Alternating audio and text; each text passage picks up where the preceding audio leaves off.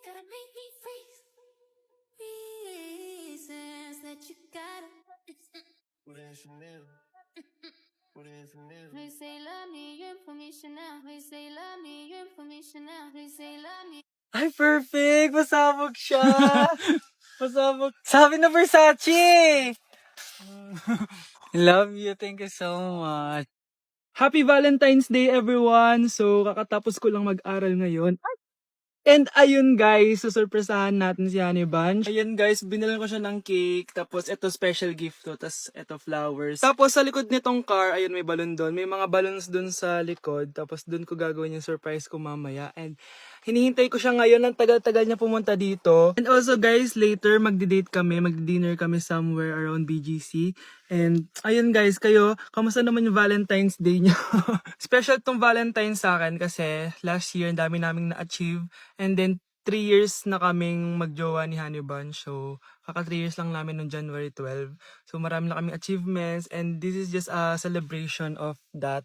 And more celebrations to come. So, susulatan ko rin pala siya ng letter. Ayan, para sweet tayo. Ayan, para ma-feel niya talaga na mahal ko siya. Ayan. Wala pala akong papel guys. Envelope lang to. Tapos, dito na lang ako sa likod magsusulat. Pwede naman yun, di ba? Hindi talaga ako ma-letter na tao, pero today is a special day. Kaya bibigyan natin si Honey Bunch ng letter. Sana na-touch ka.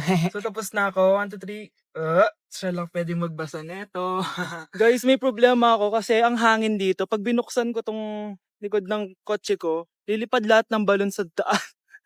So, di ko alam kung paano mangyayari niyan mamaya. Guys, nandito na siya. Happy Valentine's Day! Oh, yung ganda nito! Right. Happy Go Valentine's outside. Day. Thank Thank you you so much. Your sunflower. Let's go outside. Ano sa damit ko? Come here, baby. I have another gift for you. Hey, shit. Ay, perfect! Pasabog siya! Pasabog siya! Huwag mo nang Perfect bubuksan siya. mamaya na yan. Ito yung Love snack you. mo. Ito yung snack mo mamaya. Happy you. Valentine's. Flowers Let's muna take a doon. pic.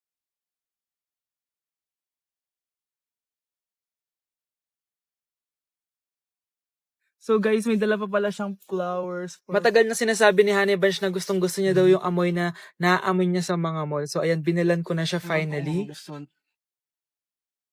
Masyadong maganda yung lalagyan. Ito. Ay! Perfume to, no? Sabi na Versace! Hala, thank you! Di ba gusto mo yan? Oo! Nag-perfume ka na. Pakita Bawal, mo. bawal ko humingi sa Pakita akin. mo. Hindi ko pwedeng humingi sa akin.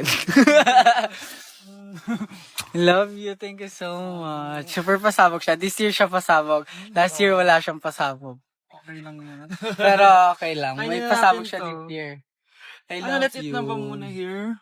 Go lang. A letter for you. Pero, Babasahin natin siya para ma-cringe sa sarili no. niya. Basta ikaw lang for your eyes only. Ano lang, simple message lang for you. So after nun, ayan, kumain na kami dahil nagutom na kami dalawa. Kumain kami sa Japanese restaurant kasi nag-crave daw siya ng Japanese food. So dependent pala dito pag mag-order guys. Nagpabili nga pala siya ng California Maki tsaka yung chicken. Hindi ko alam kung anong tawag dun. Ayan, so sana nag-enjoy ka naman Honey Bunch and I love you so much. More achievements to come and sana di pa tayo mamatay, no? So ayun lang naman guys. Thank you for watching this video. Bye! Pineapple juice na powdered pero high quality para kay crush. Healthy, tasty, at full of benefit. Super habits, super quality. Hindi lang basta juice. This one's packed with benefits.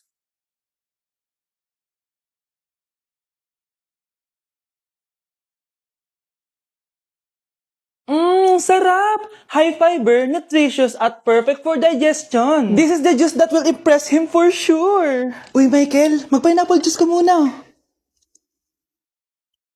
Wait, this is powdered? Ang sarap pa! Parang fresh pineapple talaga. And it feels so light and refreshing talaga. Ah, oo. Super Habits powdered juice yan. High quality, full of fiber, and perfect for digestion. Hindi lang masarap, healthy pa. Ano ba? Scarlett, may sasabihin ako. Yung pineapple juice mo, di ko pa rin kasi nakakalimutan. Seryoso, dapat palagi ako may ganito. Super habits talaga, hindi lang para sa health, pati sa heart.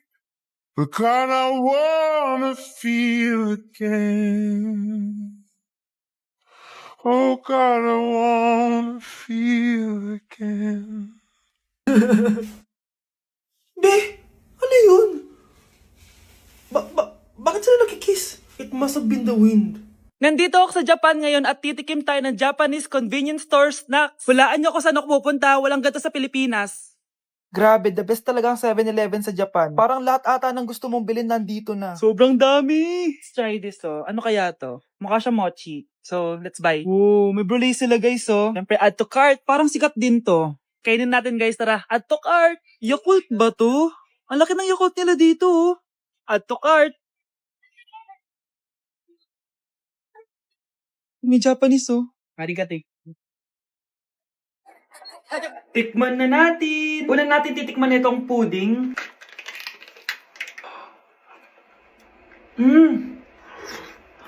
Lasa siyang lotion. Lasang lotion na! I'll give it 6 out of 10. Next, chips na lasang spinach pizza. Parang maanghang siya. Kalasa nga guys. Sarap. 7 out of 10 to. Yung kamay. Sa mga drinks naman, so first, ito. Alam niyo yung sa Kmart, yung banana na lalagay ko dyan. Ganun yung lasa niya, pero di masyadong matamis. So, 7 out of 10. Favorite. Next, ito guys, super cute na ito, kaya kinuha ko. So, parang siyang mochi. Pero di ko alam kung ito, wala kasi siyang English subtitle. Cute niya! Tapos amoy sabon. Alam mo yung Kojic, ganun. Ganun yung amoy niya. So, ito yung itsura niya. Candy ata to Para kang ngumunguya ng sabon. 3 out of 10 ka lang, be. Okay, next, itong Pringles na lasang chicken barbecue. May ganun. Amoy na natin. Amoy biryani. Actually, masarap siya. Alam mo yung biryani na chicken, gawin yung lasa niya pero Pringles. 7.5 out of 10 to. Next, itong Jollibee na parang sweet potato. Ano natin? Mukha talaga siyang fries. Ayan. Parang nanak malasahan sa lahat ng mga kinain ko. Masarap siya, pero wala siyang lasa. So, Gagan. 5 out of 10. Hindi ko siya bibilin ulit. Next is yung dessert natin, tong brulee. Brulee? Ayan yung tsura niya guys. And alam ko, binabasag to. Yan Ayan. Ayun Ang tamis masyado. Tamis. Ano? Favorite niya to Okay, last natin is yung Yakult. Lasang Yakult. Yung mas marami lang. So yun lang naman, kung gusto nyo ng part 2, mag-rate pa ako ng ibang Japanese food dito. So comment lang kayo sa baba. Aroy, tinanggalan ako ng ngipin. Napakalaki ng tinanggal sa akin.